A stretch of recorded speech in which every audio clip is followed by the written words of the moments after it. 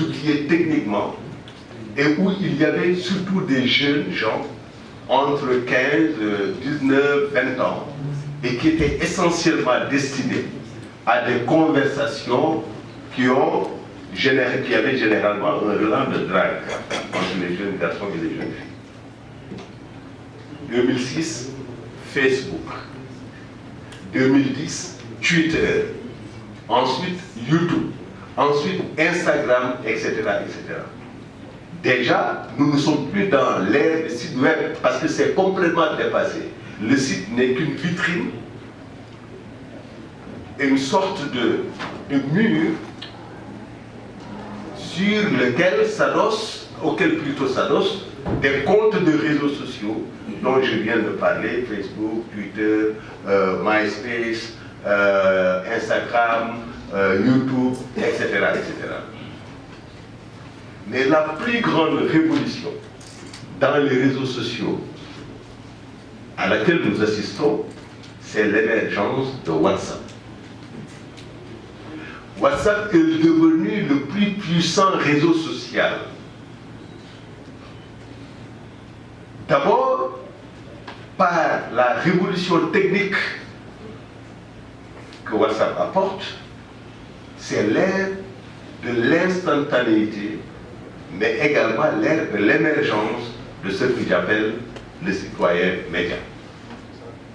Avant, le journaliste était à la fois le collecteur de l'information, le diffuseur de l'information. Maintenant, n'importe quel citoyen peut produire de l'information et diffuser de l'information, il n'y a plus de contraintes. Il n'y a plus de contraintes techniques, parce qu'il suffit d'avoir ça, le smartphone. Et pratiquement, les 17 millions de Sénégalais ont chacun son smartphone. Nous tous, nous avons nos smartphones. Et chaque jour, nous diffusons des centaines et des centaines d'unités d'information. Donc il n'y a plus de contraintes d'ordre technique.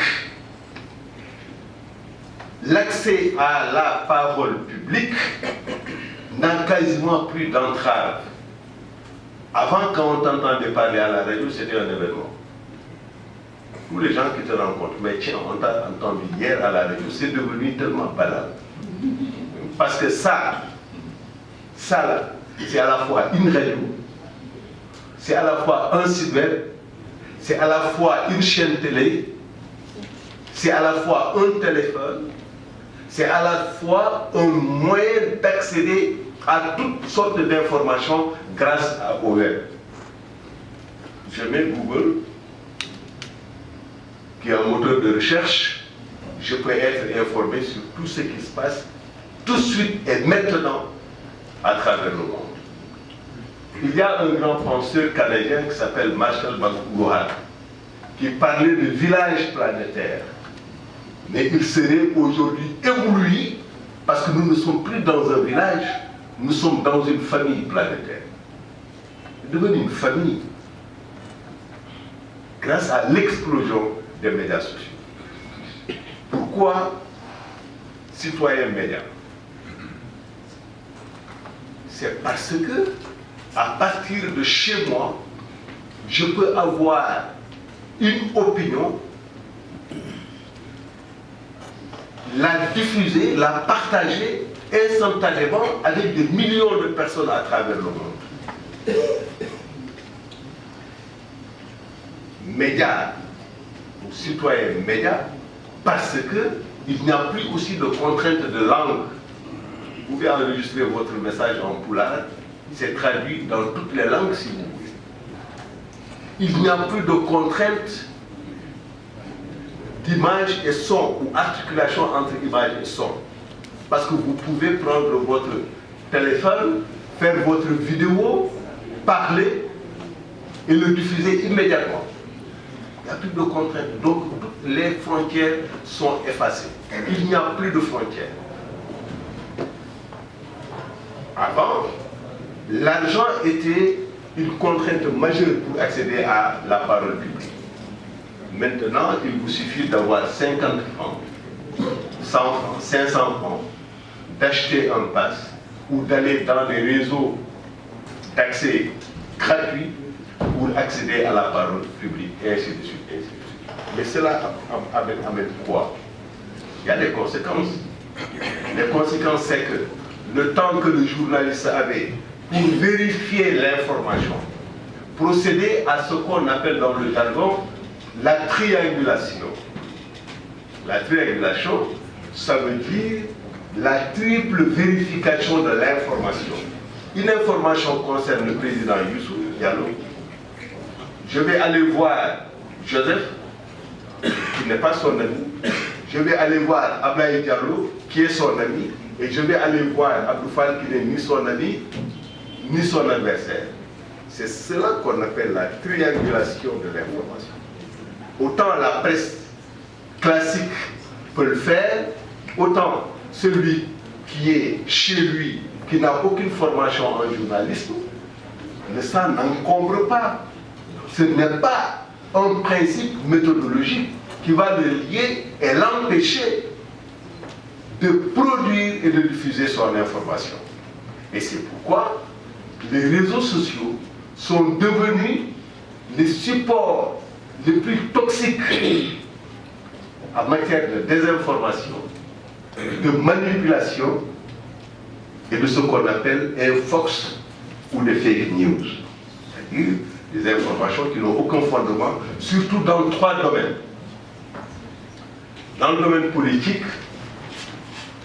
c'est ce flot de mensonges sur ses adversaires.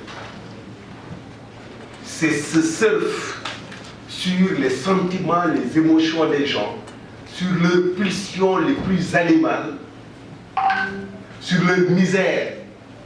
Parce qu'il faut susciter l'opposition, plutôt il faut susciter l'émotion et amener les gens à la révolte. Sans que cette révolte soit articulée à un projet de société.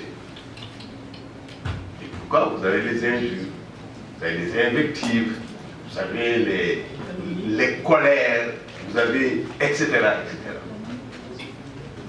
Alors, face à l'émergence de ce citoyen média, vous avez des menaces très sérieuses sur la démocratie. Parce que si la démocratie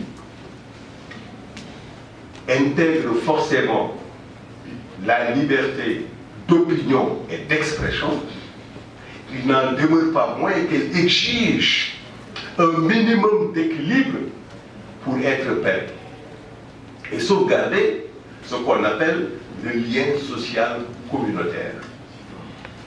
Or, avec les réseaux sociaux, de plus en plus, nous allons vers une société de règlement de compte, des monades, c'est-à-dire chacun dans son cocon, monade au sens de Leibniz, chacun dans son cocon, défiant l'autre et le regardant en chien de faïence. Mais c'est la source à la fois psychologique, sociale et anthropologique de la violence. Et ça, notre ami Dia y viendra tout à l'heure. Face à cela, que faire? 3 ou 4 recommandations. La première, c'est que nous avons tous l'obligation de l'éducation au digital. Le digital.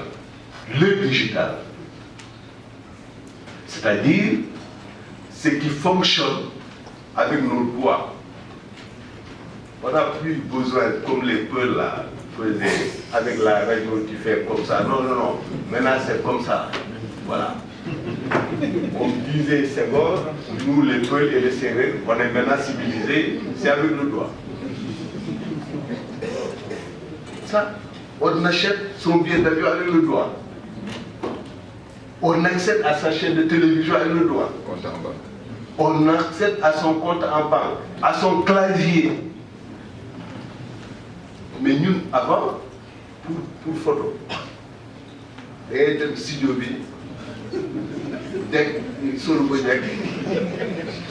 le gars, il est derrière une caméra, il te prend en photo Il te dit reviens dans une semaine.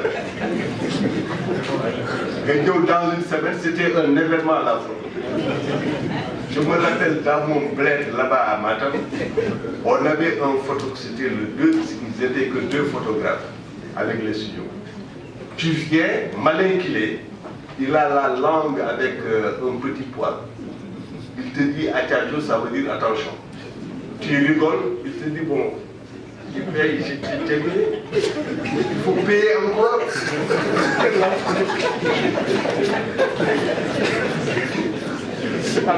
Mais aujourd'hui, mais tout ça est devenu tellement banal. La photo est devenue banale. Avant, on ne pouvait pas se photographier soi-même. Maintenant, avec les selfies, on se photographie soi-même. Et d'ailleurs, ça augmente le repli sur soi, l'individualisme et le narcissisme, qui sont également des facteurs de violence. Parce que chacun a une surconsidération de soi. Et cela impacte le lien social communautaire. Première recommandation, éducation au digital. Nos enfants doivent savoir que le digital n'est pas une fin en soi. C'est juste un moyen, une étape dans l'évolution à la fois technologique, sociale, politique, économique des médias. 2. La multiplication de contenus professionnels de qualité. Parce que le grand défi des réseaux sociaux, c'est ça. C'est une question de contenu. Quelque chose de contenu. Est-ce que nous sommes capables de produire à vaste échelle des contenus de qualité qui soient à la fois utiles et attractifs? Ça, c'est un défi majeur. Troisièmement, la régulation par les associations de citoyens, par les médias classiques et par l'État. Les citoyens, parce qu'il y a des associations de consommateurs. On consomme les réseaux sociaux comme on consomme de l'eau, comme on consomme de l'électricité, comme on consomme des denrées de première nécessité. On a besoin que les associations de consommateurs, de la même manière qu'elles veillent sur la régulation